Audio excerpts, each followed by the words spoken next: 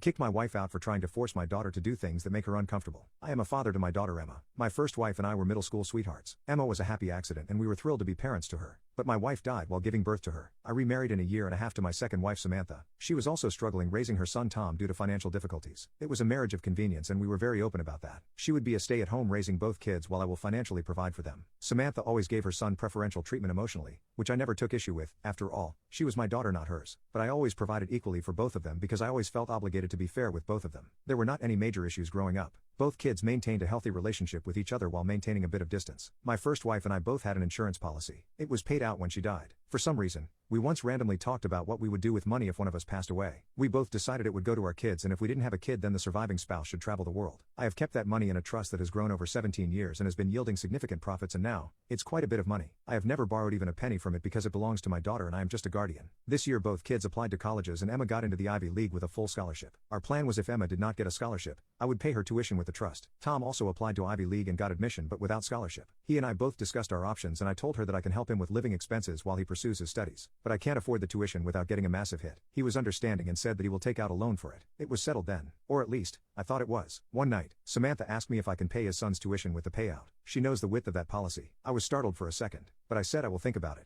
I delayed it because I wanted to ask Emma whether she wanted to help Tom out because I have always let her make decisions of her own as I feel it's the important part of parenting. I wanted to ask her alone without Samantha present because Samantha can be a bit pushy and I wanted Emma to make decisions on her own without any pressure because she is the sweetest kid who would rather be hurt than hurt anyone else. I explained the whole thing to my daughter and asked what she wanted to do. She asked me what I think she should do and I told her that I have no opinion, but no matter what decision she makes, it will not change anything between us. She will always be my world. She told me that she wanted to travel the world with me as her mom wanted, with half of the money and invest the rest so she can have extra cash flow. She asked me for the weekend to think about it, which I was happy to give her. On the weekend, she texted me to come into her room. She asked me to explain the profit yields, the amount and everything related to the amount, which I did. After contemplating, she decided that she can pay for half of Tom's tuition while touring the world and maintaining the healthy cash flow. I stressed on her that if she does not want to do it, she does not have to. Tom is not her responsibility. But she said she wanted to help her brother out. During a family meeting, she told it to Tom in front of Samantha and me. Tom teared up and hugged her and was very grateful. I noticed Samantha was a bit off, but I ignored it. We all went out for dinner. In bed, Samantha asked me who decided about Tom's tuition. I told her about the whole situation. Samantha was shocked for whatever reason. She said that I didn't have to ask Emma and could have made the decision on my own as it was not Emma's money. I told her in plain words that she does not get a say in that since it was decided between me and Emma's mother what we will do with the money. Then she said why didn't I involve her during the discussions with Emma? And by this time, I was at the edge and I told her because it was none of her damn business. She said that she would talk to Emma and Emma can pay for her brother's full tuition and traveling the world is not necessary. I calmly yet firmly told her that she would not say a word to Emma about this and this matter is closed. After a week, I was out with my colleagues when I received a text from Tom that I should come home immediately. I rushed home. I was home in 10 minutes. Samantha was shouting at Emma how she should pay for Tom's tuition and Emma was crying. Tom was trying to calm her mother down and to get her to shut up but to no avail. I told my wife to shut up and go to the bedroom as politely as I could because I did not want to insult her in front of Tom because after all, she was his mother. I picked Emma up and was taking her to her bedroom when I heard Samantha yell, "You were always a monster. You unalived your mother while coming into this world." And this was the end point. I told Samantha that I am going out and I will come back in 2 days. She better be gone when I come back. I took Emma with me and asked Tom if he wanted to come with us. Tom was reluctant but eventually came with us. I drove them to a nearby hill town and got us checked in. Emma was crying all the way and I let her after a few initial tries to calm her down. By next morning,